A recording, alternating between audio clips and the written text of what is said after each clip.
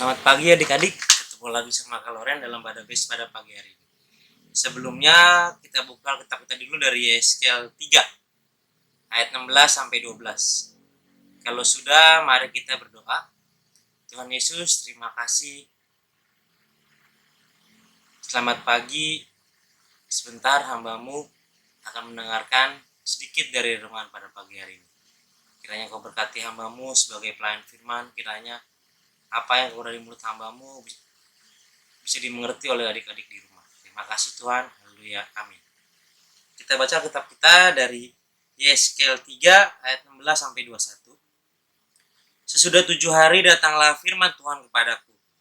Hai anak manusia, aku telah menetapkan engkau menjadi penjaga kaum Israel. Bila mana engkau mendengarkan sesuatu firman daripadaku, peringatkanlah mereka atas namaku.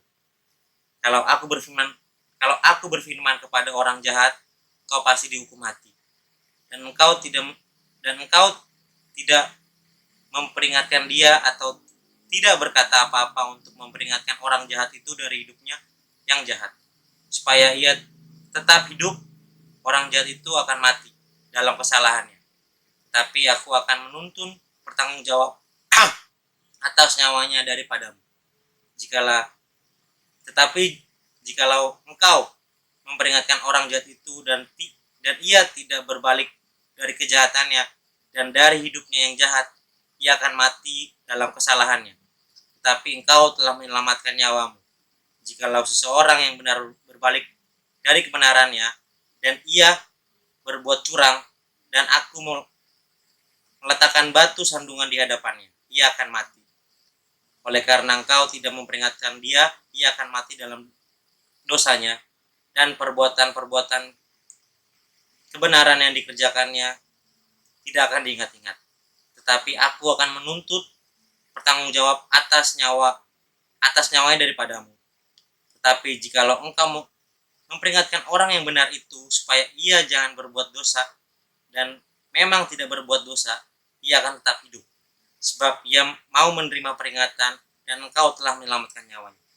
Demikian bacaan Alkitab kita pada hari ini. Haleluya. Ya adik-adik, di sini Kak Loren mau menjelaskan tentang Yeskel. Yeskel ditetapkan oleh Tuhan untuk menjadi penjaga kaum Israel. Sebagai penjaga, posisinya haruslah siap sedia untuk menerima instruksi apapun dari Tuhan. Yeskel diperintahkan oleh Allah untuk memperingatkan bangsa Israel akan kejahatan mereka. Apabila Yeskel lalai dan tidak memperingatkan orang yang fasik, ia akan diminta pertanggungjawabannya oleh Allah. Sebaliknya, Allah akan menyelamatkan Yeskel bila ia menyampaikan peringatan Allah kepada bangsa Israel. Sebagai penjaga Israel, Yeskel harus selalu siap untuk mendengarkan dan melakukan perintah Allah. Ya adik-adik, kalau orang di sini mau ngambil contoh tentang mercusuar. Tahu mercusuar? Mercusuar sangat penting bagi dunia perkapalan. Fungsi utama mercusuar adalah memperingatkan kapal akan adanya bahaya dan membantu navigasi kapal dalam menentukan arah dan lokasi yang aman. Bahaya yang dimaksud adalah adanya batu, karang, ombak, atau perairan dangkal, dan lalu lintas kapal yang padat sehingga rawan kecelakaan. Itulah fungsi mercusuar untuk seorang pelaut atau di dunia perkapalan. Ya adik-adik, sebagai remaja yang sudah ditebus oleh Tuhan Yesus, kita juga harus dipanggil sama seperti Yeskel dan diutus untuk menyampaikan firman Tuhan kepada mereka yang sesat, yang berbuat dosa. Kita tegur mereka,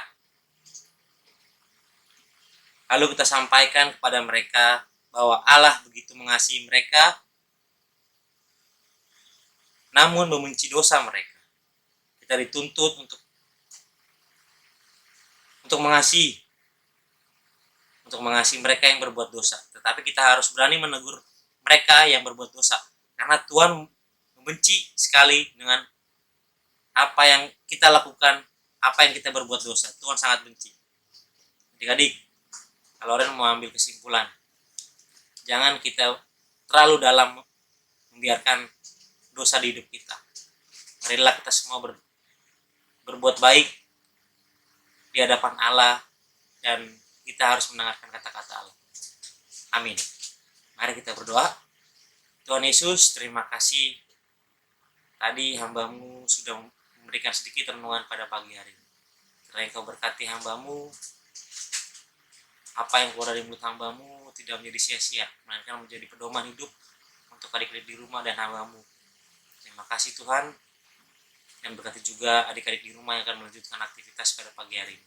Kiranya Engkau berkati adik-adik yang melanjutkan aktivitasnya sebagai pelajar. Berkati mereka semua dalam sekolah, diberikan dia nilai yang bagus, kepintaran, sehat, jasmani dan rohani. Terima kasih Tuhan.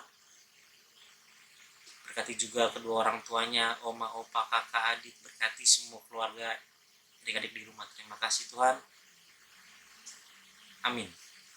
Selamat pagi, Tuhan Yesus berkati. Dadah.